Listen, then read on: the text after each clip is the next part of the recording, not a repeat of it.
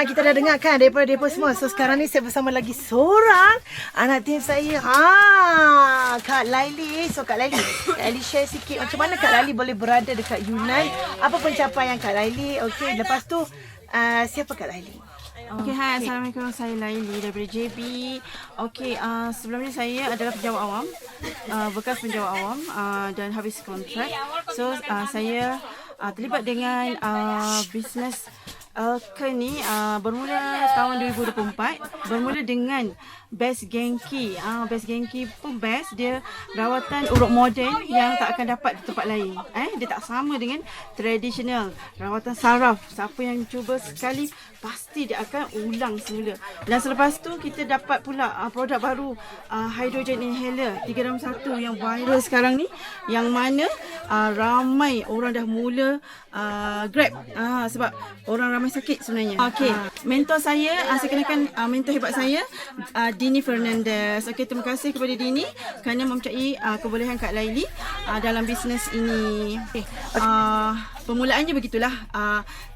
Mentor Dini ada juga bagi ilmu. Okey, banyak juga ilmu saya praktikan dan seterusnya dapat juga daripada Coach Shakira. Okey, yang banyak juga membantu untuk buat live dengan lebih tepat dan jitu untuk dapatkan customer.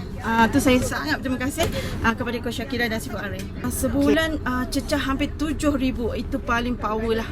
Saya tak pernah dapat di platform mana-mana selama saya berkecil.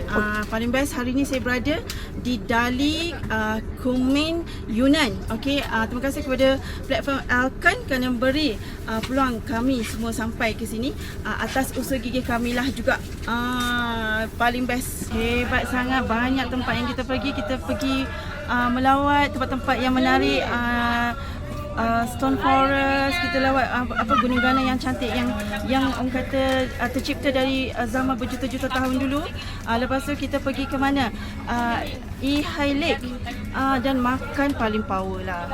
Kat mana pun kita makan sangat sedap. Kena kata kat saya. Lepas tu kita ada sesi fotografi, pakai baju kostum, masya-Allah. Jadi orang kata Maharani jadi queen lah. Tak sabar tunggu gambar. Tahniah Kak Laili pelayan Yunan. Next akan ada lagi banyak trip untuk Kak Laili. Saya doakan Kak Laili terus berjaya.